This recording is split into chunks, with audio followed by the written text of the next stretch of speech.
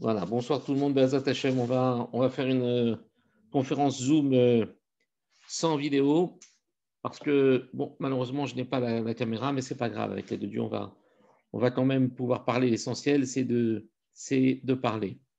Alors, merci Hashem, ce soir, on va se poser une question. On va essayer d'y répondre avec l'aide de Dieu, de savoir pourquoi, si nous diabolisons le Hametz à ce point-là.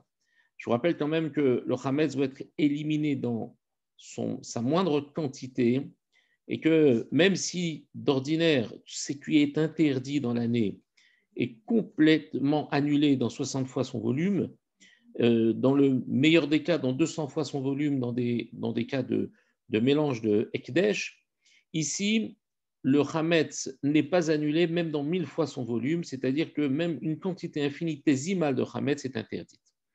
Et Khamim nous disent pourquoi, parce que le Hametz représente le côté, comment dire, le mensonge, l'illusion, la tromperie. Le Hametz, c'est la gava, c'est l'orgueil, c'est le tsara, c'est affublé de tous les noms, de tous les termes les plus comment dire, disgracieux et injurieux, mais seulement ce qui nous surprend, c'est que le Hametz n'est interdit que 8 jours. Alors, on se fatigue depuis des semaines à éliminer le Hametz pour ne laisser absolument rien dans la maison. On annule verbalement, on annule physiquement. Et on travaille sur ce Hametz depuis des semaines. Et puis, voilà qu'au bout de 8 jours, qu'est-ce qui va se passer? Eh bien, d'un seul coup, la nuit va tomber. Pour certains, c'est la mitzvah de la Mimouna. On fait rentrer le Hametz à la maison. On fait même une fête. Et on se réjouit autour de Hametz, alors qu'on l'a diabolisé pendant 8 jours. C'est quelque chose de très, très difficile à comprendre. Si tu me dis que le Hametz, c'est la mère de tous les vices, alors pourquoi ne pas manger de la matzah toute la semaine? Toute l'année, on n'a qu'à manger de la matzah, on n'a qu'à supprimer le Hametz. C'est tellement interdit que ça, c'est tellement grave. Pourquoi faire en sorte que le Hametz soit permis quand même 355 jours dans l'année? Plus même 367 jours dans l'année, alors que normalement on devrait l'interdire tout. Alors, 357, pardon. Donc, dans ce cas-là, on va, Be'ezrat Hashem, commencer un petit peu à réfléchir sur la notion du Hametz et, avec l'aide de Dieu, essayer d'apporter des réponses. La première chose, c'est que Pessah se situe au mois de Nissan. Et le mois de Nissan est par définition le premier mois de l'année selon la Torah. Le mois de Nissan, c'est le démarrage des fêtes. C'est aussi, selon la tradition, une grande marloquette, une grande discussion entre nos sages de savoir est-ce que le monde a été créé en Tishri ou le monde a-t-il été créé en Nissan. Et la conclusion de cette marloquette, c'est que les deux ont raison. C'est que le monde a été créé et à la fois en Nissan et à la fois en Tishri. Et Khamim nous explique qu'en fait, le mois de Tishri et le mois de Nissan ont des similitudes, puisque au niveau de l'agencement du mois, on se retrouve exactement avec le même type de configuration. Au mois de Nissan, nous avons 8 jours de fête. Au mois de Tishri, nous avons 8 jours de fête, c'est Sukkot. Et nous avons une relation entre Pessah et Sukkot, puisque Pessah est on va dire le démarrage de la vie du juif, et Sukkot, en fait, n'est que le prolongement de ce démarrage. La sortie d'Égypte a amené les Béné Israël à se trouver dans le désert et à être exposés à des tas comment dire, d'adversité, d'animaux sauvages, de tas de choses qui viennent en fait porter atteinte peut-être à leur vie, mais Akadosh Baruch Hu va les protéger. Et donc Sukkot et Pessah sont intimement liés, puisque les Sukkot avaient pour vertu de protéger par des Hanani Kavod, des nuées de gloire, les Béné Israël dans le désert.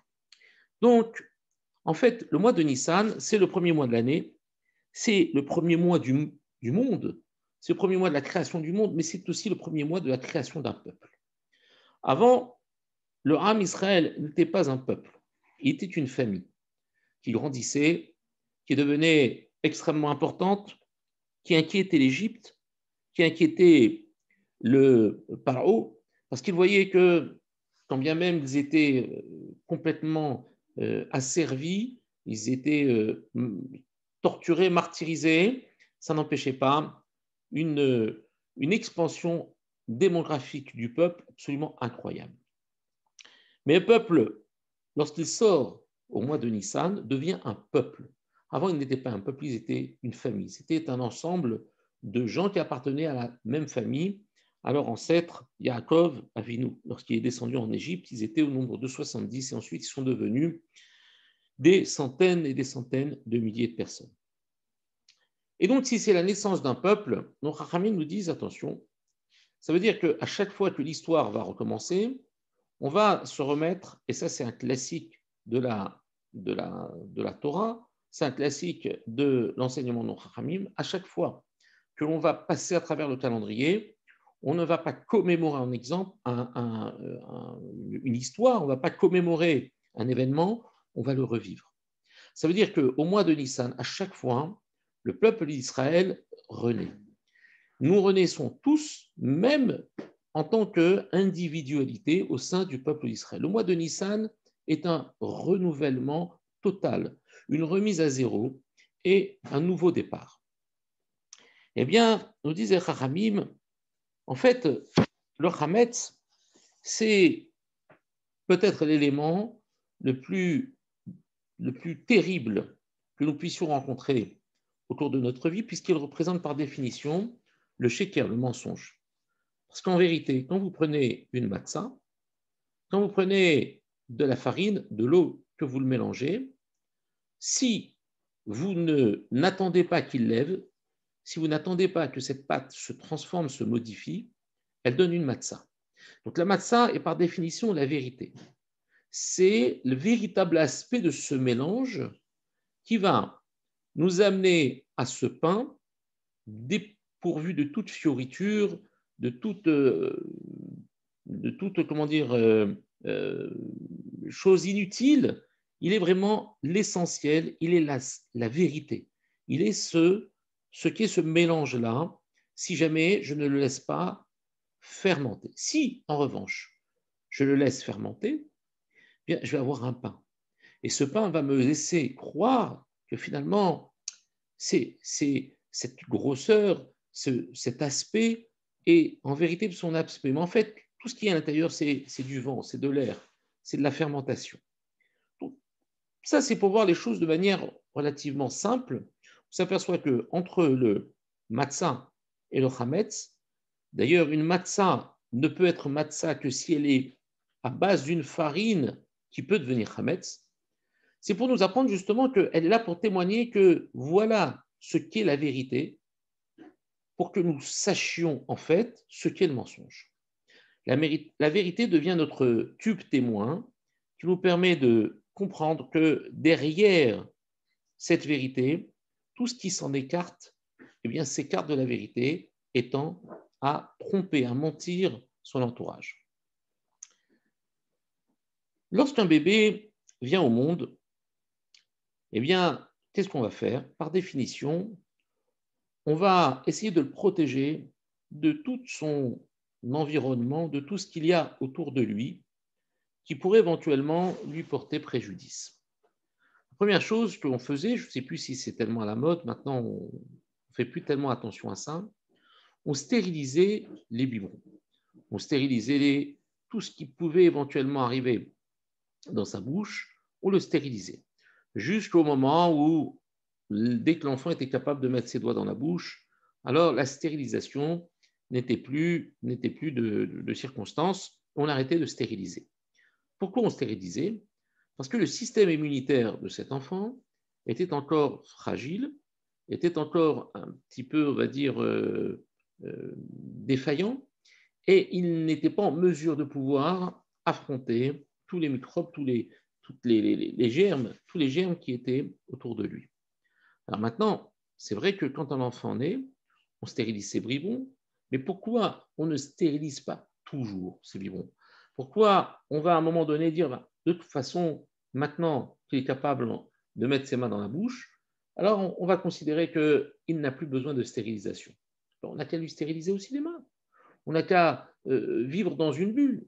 On n'a qu'à complètement couper l'homme de l'accès à tous ces micro-organismes qui sont autour de nous et qui pourraient, comme on l'a maintenant malheureusement subi depuis des mois et des mois, on vivrait dans des bulles. Tout serait si simple. On ne serait pas la proie de virus, d'épidémies, de pandémies ou de je ne sais quoi encore. Et dans ce cas-là, on vivrait heureux. Mais en fait, médicalement parlant, même si je n'ai pas les compétences, mais de vivre dans un monde trop aseptisé, c'est amener l'homme à se fragiliser. Seulement, d'un côté, il faut que le système immunitaire soit capable de faire face à tout ça. Lorsque le système immunitaire est encore faible, on va stériliser. Mais il faut, pour ainsi dire, arriver à, pendant la stérilisation, donner les éléments nécessaires à l'enfant pour qu'il constitue un système immunitaire et dans un fondu enchaîné, que l'on puisse abandonner la stérilisation et lui permettre d'être capable de se défendre. Alors remettons maintenant ces données physiologiques et médicales dans le domaine de la spiritualité. Lorsque le Ham Israël arrive au moment de Pessah, eh bien, ils arrivent où ils recommencent littéralement une vie. Nous recommençons à devenir un peuple. Et donc, nous sommes, par définition, nous sommes fragilisés par le fait que nous disent les Khamim, nous avons, pendant cette période de Pessah, pendant ces 8 jours de Pessah, ce qu'on appelle Mochin Bekatnout. On a à l'esprit d'un bébé. On est au béaba. On est véritablement dans le démarrage de cette acquisition spirituelle et intellectuelle. Ce qui fait que, lorsque le Ham Israël est sorti d'Égypte, on a pu voir, on a pu observer que le peuple d'Israël a été fragilisé, puisqu'il a été capable, alors qu'il venait d'entendre la parole de Dieu, lui dire « Je suis l'Éternel, ton Dieu, qui t'ai fait sortir d'Égypte », lorsqu'ils ont vu tout ce qu'ils ont vu en Égypte, tous ces miracles devant lesquels nous, on aurait immédiatement baissé la tête et nous serions soumis totalement à Kadosh Baruch Hu, voilà que ce peuple-là, qui est gâté par une proximité avec la Kadosh Baruch Hu, que personne n'a jamais entendu, n'a jamais vu. C'est quelque chose qui n'a jamais eu lieu avant et qui n'aura jamais lieu après, sauf à la venue du Mashiach, où nous aurons une manifestation divine absolument hors du commun. Mais là, le peuple d'Israël est au moment de la sortie d'Égypte des êtres totalement reformés. Ils deviennent un peuple, mais ils sont encore, entre guillemets, puérils. Et cette puérilité porte énormément impacte énormément la stabilité de cette émouna. Voilà que c'est un peuple d'esclaves. Ils deviennent maintenant les serviteurs d'Akadosh Baruch Hu. Ils reçoivent la Torah. Ils sont arrivés d'une manière extrêmement rapide, en 50 jours, au sommet de la hiérarchie spirituelle. Mais voilà que tout de suite après, ils tombent dans la faute du veau d'or. Ce qui veut dire que le peuple d'Israël ne connaît pas une croissance facile. C'est très difficile. Et donc, pour éviter justement de tomber dans ce paradoxe, qu'un côté, ce soit un peuple capable de partir de rien et ensuite d'arriver à tout, eh bien, il faut consolider les bases. Et il faut justement, au lieu de donner gratuitement à l'être humain ce niveau, il faut qu'il arrive à l'acquérir. Et les Chachamim nous disent que la matzah, par définition, c'est ce qu'on appelle Nahama de Menuta, ça veut dire c'est le pain de la Emouna. Lorsqu'on mange de la matzah, on acquiert de la Emouna. Lorsqu'on mange de la matzah, on forge progressivement ses mouchines, c'est-à-dire ses capacités spirituelles et intellectuelles, de pouvoir en fait intégrer Akadosh Baruch Hu à l'intérieur de nous. C'est quoi la Emouna? La Emouna, c'est par définition les amortisseurs qui nous permettent de rester toujours accrochés à la route.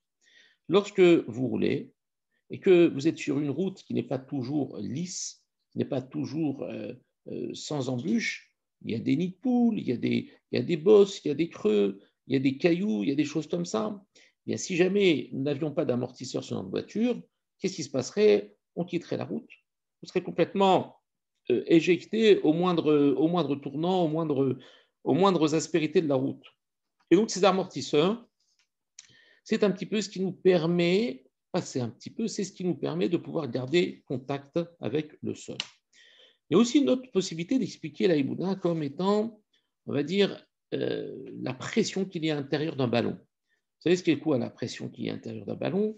C'est lorsque vous prenez un ballon, vous le gonflez, eh bien, lorsque vous le jetez par terre, il ne se déforme pas, il rebondit. Quand on parle de quelqu'un qui a la Imouna, on dit de cette personne qu'il est capable de rebondir. C'est-à-dire que lorsqu'il est confronté à une épreuve, et cette épreuve le percute, lui, est, dans un premier temps, on a l'impression qu'il est impacté, mais quand on voit l'être tel qu'il est, il a gardé sa forme, il a gardé sa fermeté, et pourtant, au moment où justement il y a eu l'impact, il y a eu une déformation, mais cette déformation, elle a été tout de suite complétée par cette pression qu'il avait à l'intérieur de lui. Ce qui fait que lorsqu'une personne malheureusement perd la Emouna, on dit qu'il est en dépression. C'est quoi la dépression? C'est-à-dire qu'il a perdu cette pression capable de lui conserver sa forme, bien que l'impact qu'il a connu à travers les différents soucis, les différents problèmes qu'il a confrontés, eh bien, même s'il y a une déformation, cette déformation est imperceptible parce qu'il demeure en lui cette pression, cette émouna, qui permet de tout de suite trouver la réponse et de permettre de rebondir et de se redresser de sa chute.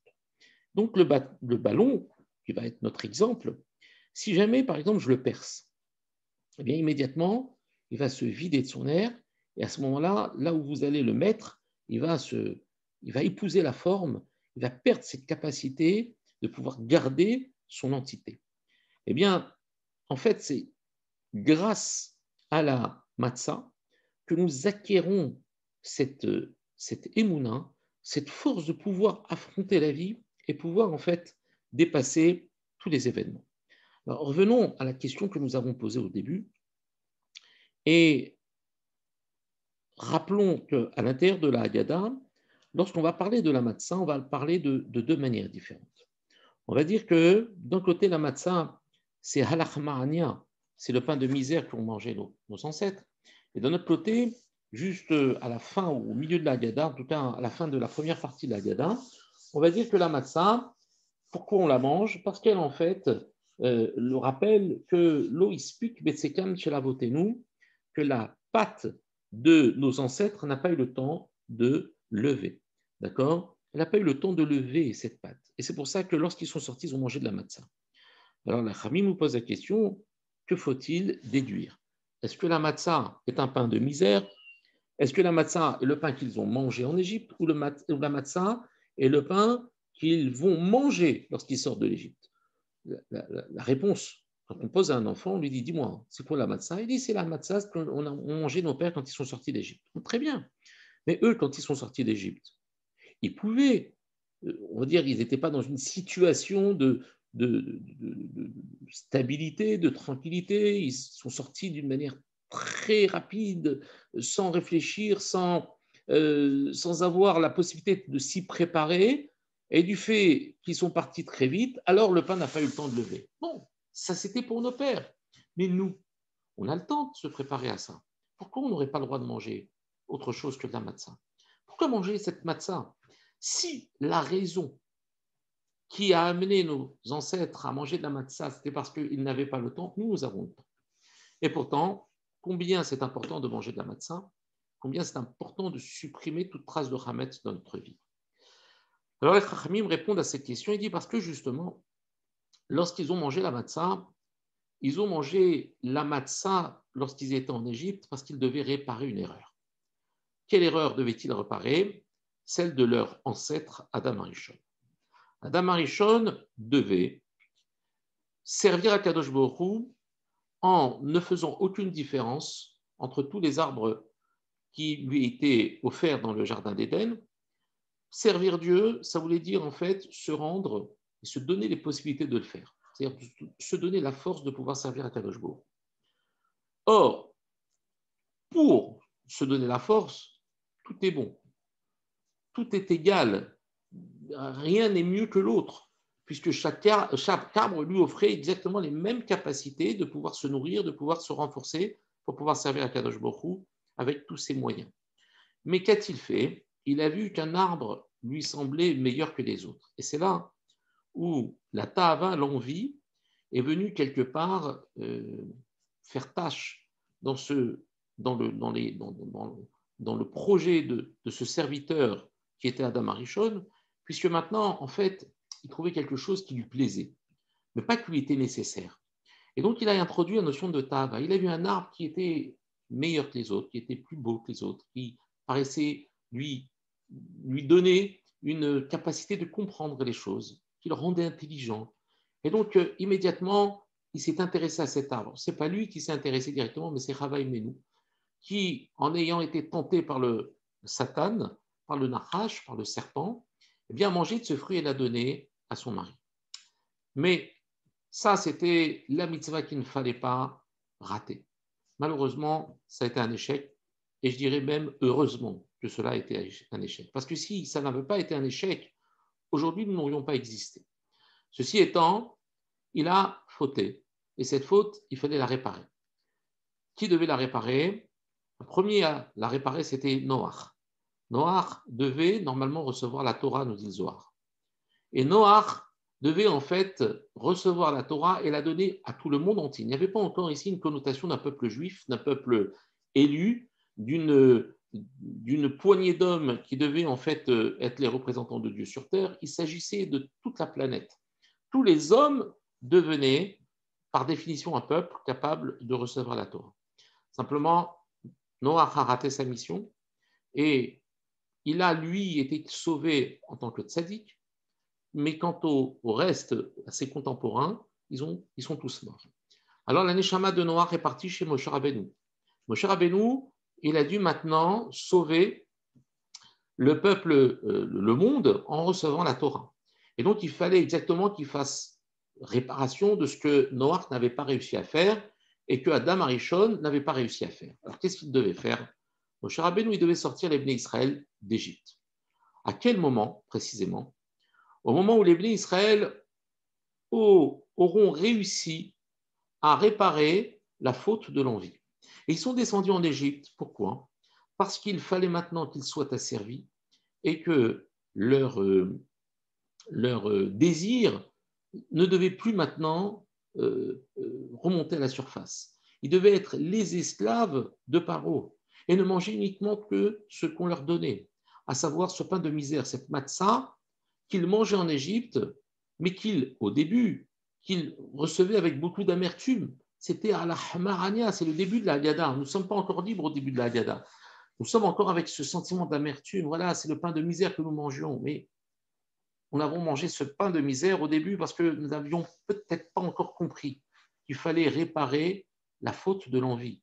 Et il fallait uniquement manger ce qui nous était nécessaire. La matzah répond à ce besoin. La matzah répond à cette réparation. Elle dit, je viens réparer la faute de l'envie puisque maintenant je n'apporte que l'essentiel. Je ne viens pas mentir, je ne suis pas là pour cacher, je ne suis pas là pour tromper les gens, je suis là pour révéler ce qu'est exactement le mélange que je représente. C'est de la farine et de l'eau. Avant même qu'il ne lève, avant même qu'il ne soit transformé, avant même qu'il ne donne un aspect différent de ce qu'il est vraiment.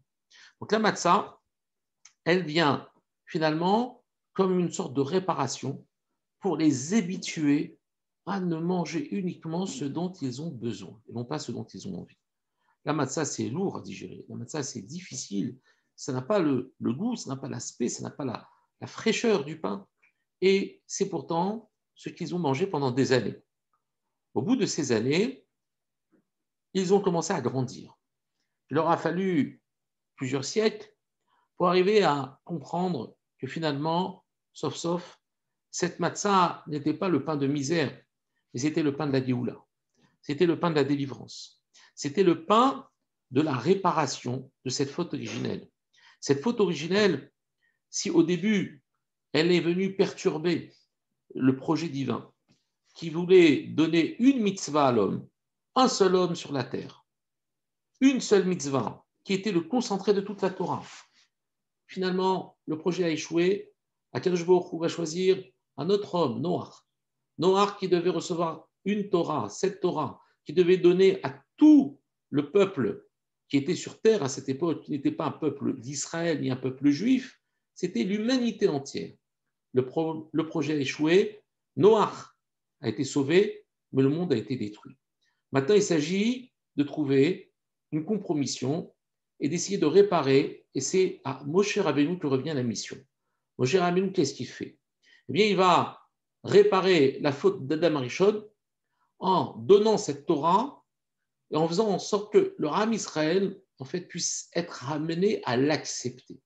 Accepter cette mitzvah, cette Kabbalat Torah, pour compenser cette première Kabbalat Torah, ce premier don de la Torah qui était la seule mitzvah que Dieu avait donnée à Adam Arishon.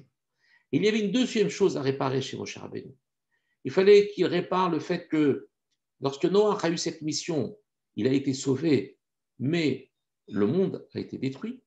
Alors Moshe a dit à Dieu, si le peuple d'Israël a fauté et que tu veux le détruire, alors détruis-moi à moi, mais hanina misifrecha, que ce soit moi qui disparaisse, mais que le peuple continue à vivre.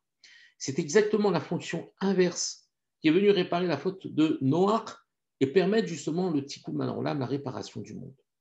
Lorsque les bénis Israël vont sortir d'Égypte, eh bien, en fait, c'est pas parce qu'ils n'ont pas eu le temps de faire lever la matzah, c'est pas parce qu'ils étaient un petit peu les victimes des contingences, de la conjoncture, c'est parce que tout simplement, ils ont compris que quoi? C'est avec ce pain qu'ils doivent sortir. C'est grâce à ce pain qu'ils sont sortis et c'est avec ce pain qu'ils seront délivrés. C'est pour ça que la matzah change brutalement d'aspect.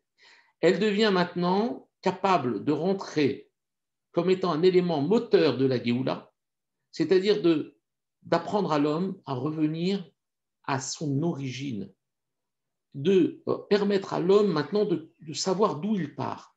Parce que le Hamed, c'est quoi? C'est finalement de tromper la personne et lui laisser entendre que ce qu'il montre est ce qu'il est. En fait, c'est faux. Ce qu'il montre n'est pas ce qu'il est.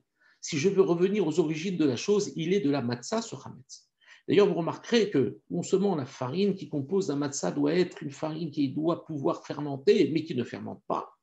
Le mot Hametz et le mot matzah sont exactement composés des mêmes lettres, même et tzadik, à la différence que le he dans matzah et le het dans Hametz sont des lettres qui se ressemblent, sauf que le he, ça représente quoi? Eh bien, le he, on verra ce que ça représente après, mais dans le Hametz, le chet, qu'est-ce qu'il représente? Quand vous entendez le mot chet, vous entendez le mot faute.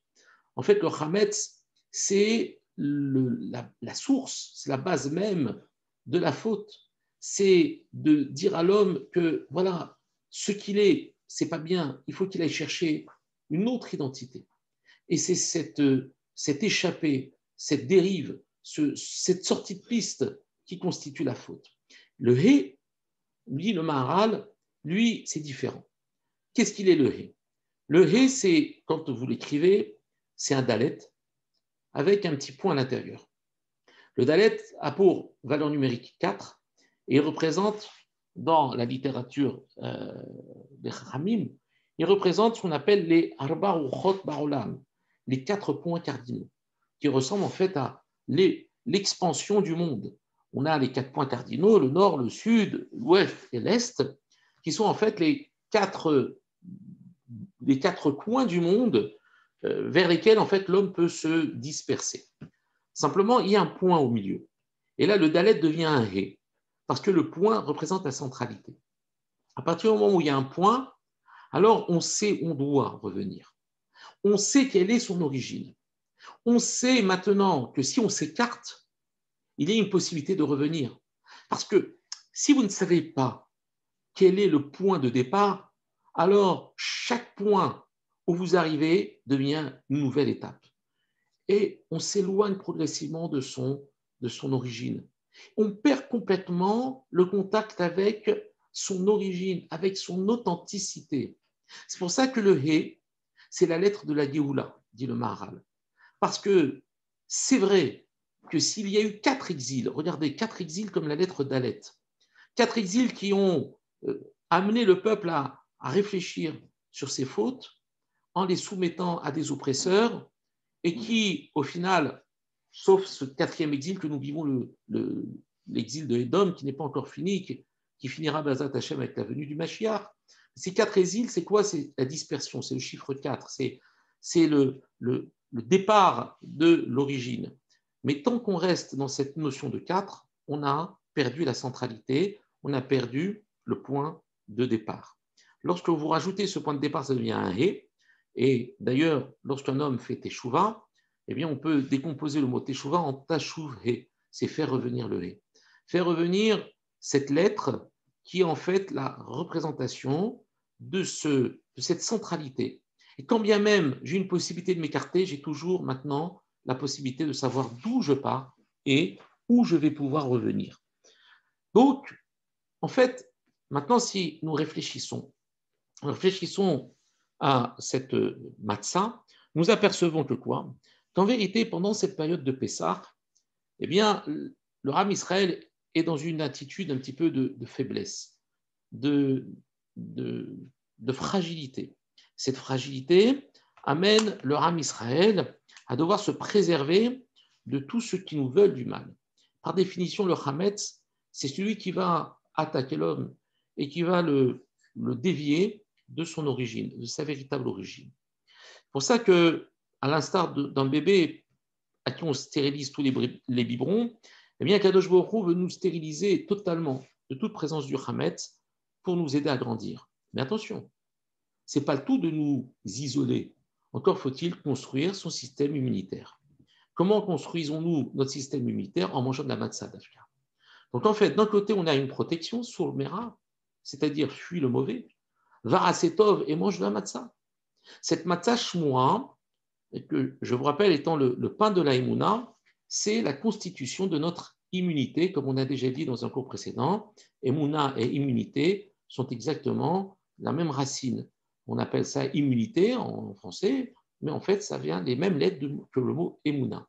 Ça veut dire quoi? C'est-à-dire que l'immunité nous donne la possibilité de pouvoir vivre encerclé par les micro-organismes, par les virus, par tout ce que vous voulez, mais d'avoir la capacité ensuite de traiter, de protéger l'homme. Et c'est ça que nous cherchons en vérité. Ce que nous cherchons, ce n'est pas de faire de nous des enfants, ce qu'on appelle des princes ou des princesses au petit pois, c'est-à-dire de nous protéger de tout ce qui peut être de négatif, mais d'oublier en fait de constituer et de mettre en forme tout ce système immunitaire qui nous permet justement d'avancer et de supporter cette adversité. Ils nous disent les Chachamim, la fête de Pessah, c'est cette fête où nous gagnons de la Emouna. Qu'est-ce qu'il est important de déduire et de garder si Bezrat Hashem de ces paroles de Torah? Qu'est-ce qu'il est important de savoir? C'est que pendant la fête de Pessah, on ne doit pas se contenter uniquement d'accomplir, entre guillemets, la mitzvah. C'est-à-dire juste de se dire, bon, je dois consommer de la matzah shmura, et quelle est la plus petite quantité que je dois manger? C'est quoi, en fait, en vérité, la matzah shmura? C'est un truc que je dois manger rapidement, que je dois manger le premier, deuxième soir. Pourquoi ici il y a 2 soirs, alors qu'en Israël, ils font qu'un seul soir, nous, on se galère avec la matzah, etc. Et puis ensuite, on va plus manger de la matzah shmura, on va manger de la matzah, ce qu'on appelle regila, c'est-à-dire une matzah qui n'a pas les mêmes critères de vérification et de surveillance. Et ensuite, si on peut éviter de manger de la matzah pour faire motzi, on va éviter de manger de la matzah pour faire motzi. Mais en fait, on est en train de se priver de quoi? On est en train d'affaiblir notre corps et de le rendre immunodépressif, ce qui fait que lorsqu'on va sortir de Pessah, on va se retrouver devant tous les problèmes de la vie et nous allons nous heurter à cette incapacité de pouvoir surmonter, de pouvoir rebondir, de pouvoir nous relever de ces attaques au quotidien du Yetzer Hara. Vous savez, le Yetzer Hara aujourd'hui, les Ramim nous disent avant, pour monter un Beth Midrash, pour monter une yeshiva, on donnait de sa vie, c'était extrêmement difficile. Maintenant, on monte un Beth Midrash en 2 cuillères à peau, et hop, on décide, toi tu veux étudier, on se revoit ce soir, et puis après ça devient un Beth Midrash, et après ça devient une yeshiva, après ça devient un kollel, après c'est... Il y en a dans tous les coins de rue. On ne peut même pas dénombrer le nom de Baté Midrashot. Qu'est-ce qui a changé? Qu'est-ce qui a changé? À l'époque de nos pères, la Torah, elle était difficile d'accès. Aujourd'hui, vous l'avez par Internet, voilà, ce soir, en quelques minutes, à part le fait que ma caméra ne marche pas, mais en quelques minutes, tout de suite, on s'est connecté, on a pu écouter les paroles de Torah, on a pu faire un Dvar Torah. Pourquoi c'est si facile? On sait que le Yetzara, il veut pas rendre la Torah facile. Alors, qu'est-ce que ça veut dire? Il a baissé les bras. Est-ce que le Yetzara a baissé les bras? En fait, nous disait Ramim, non, il n'a pas baissé les bras. Aujourd'hui, en fait, il a une place très, très confortable. C'est quoi cette place très confortable? C'est que dans notre monde, nous manquons de Emouna. Et l'arme la plus redoutable contre le Yetzara, c'était la Emouna. C'est pour ça que nos parents, eh bien, ils avaient une Emouna incroyable.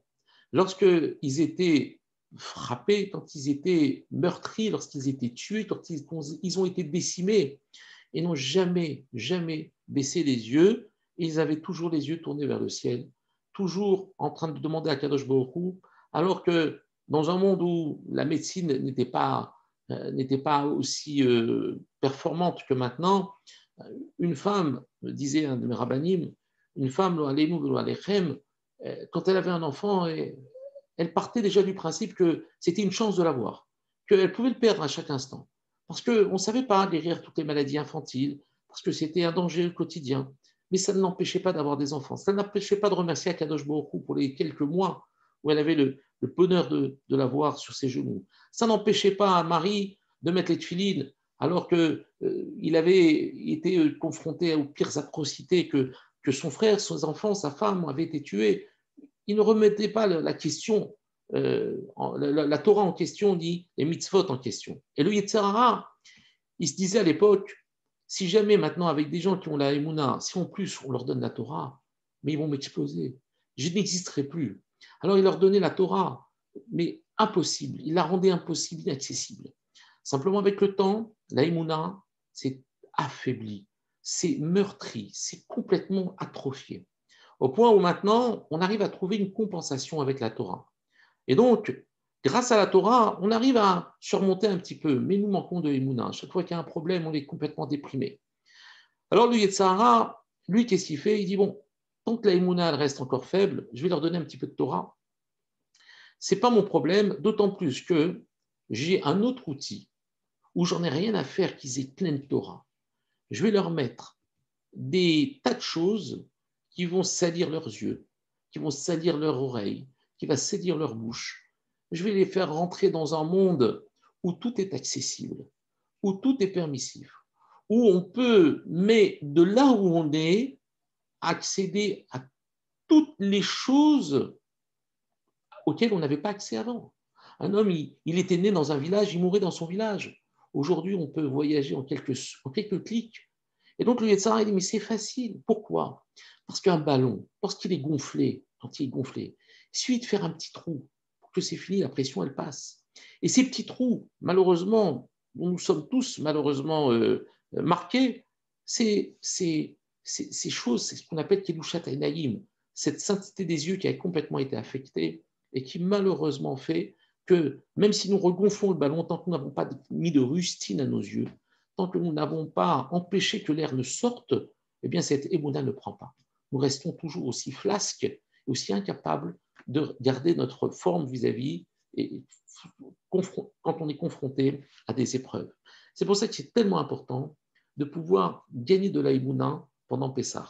Mettre des rustines, c'est quoi? C'est empêcher le Yetzirah de rentrer.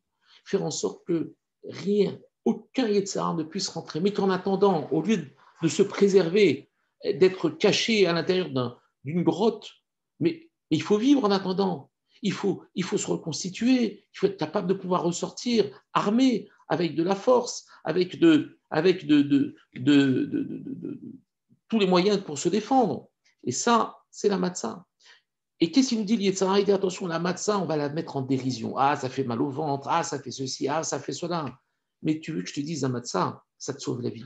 La matzah, ça te donne l'aïmouna. La matzah, c'est pour recharger cette pression qui a été complètement annulée par ces tas de trous que l'on a fait dans notre vie à travers cette liberté du regard, cette liberté de l'expression, cette vulgarisation, cette moquerie, cette ironie de toutes les valeurs spirituelles, de toutes les valeurs morales dans une société qui les plombe totalement par les médias, par la société qui ironise, qui dénigre toutes les valeurs.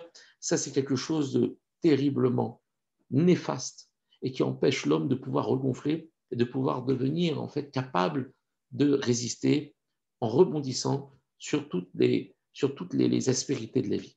Voilà pourquoi les Ramim nous disent que Pessah, c'est un moment où en fait on nous apprend à être fort. C'est pas qu'on nous apprend simplement à éviter les coups, on nous apprend à être fort. On nous apprend à nous faire respecter vis-à-vis du Yetzer Hara. Bien évidemment, inutile de penser que parce que je suis sorti de Pessah, alors je peux affronter de plein fouet, je peux confronter le Yetzer Hara de face. Non, nous ne sommes pas encore capables de le faire puisque jusqu'à Shavuot, nous avons besoin de grandir.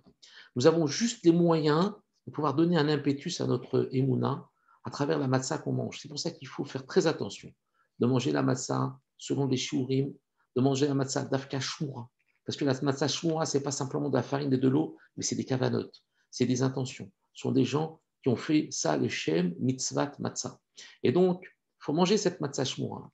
Manger pendant les 8 jours, c'est 8 jours d'opportunité pour faire de nous des grands hommes, des grandes femmes, des êtres saints, des êtres salubres, capables de dire non, Yetzer Hara, capables de le surmonter et de nous protéger pendant ces 49 jours qui vont suivre Pessah, Bezat Hashem, et qui vont en fait nous aider à grandir jusqu'à arriver, Bezat Hashem, au 50e degré de pureté, en ayant lavé totalement toute forme d'impureté, toute forme comment dire, de salissure, de scorie, et de nous permettre de recevoir Bezat Hashem, cette Torah, qui viendra donner maintenant une dimension tellement élevée. C'est un peu comme si vous mettiez à allumer une torche, eh bien, aucune obscurité ne serait en mesure de pouvoir l'éteindre. Comme disait Ramim, un peu de lumière éloigne beaucoup d'obscurité. Alors, voilà, c'est ça que nous devons faire. Nous devons nous constituer. Nous devons constituer notre esprit, notre corps, notre émouna. Et nous allons devoir nous former. Nous naissons à Pessah. Pour ça qu'il faudra se préserver coûte que coûte de tout élément qui pourrait éventuellement être des infections, des agressions de la Emouna, et ensuite constituer progressivement cette Emouna, la renforcer et la rendre cette fois-ci capable de pouvoir surmonter toutes les épreuves avec la Torah, Bazat Hashem.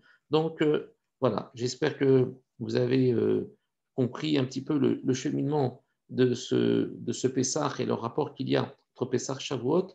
Bien évidemment, il y a énormément de choses à dire, mais l'essentiel, c'est déjà de bien comprendre qu'il ne faut absolument pas du tout, ni dénigrer, ni, comment dire, rigoler avec cette notion-là.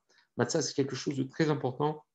C'est celle qui donne un sens à notre vie, qui donne aussi cette capacité de pouvoir vivre notre vie, de pouvoir bien la vivre, et non pas d'être victime des moindres aspérités que nous rencontrons. Bezat Hashem, qu'Akadosh Baruch Hu soit mevatel kol, Gezerot, Kashot, Velarot, Amen, et qui apporte à Géoula Shalom, Amen, Kinyan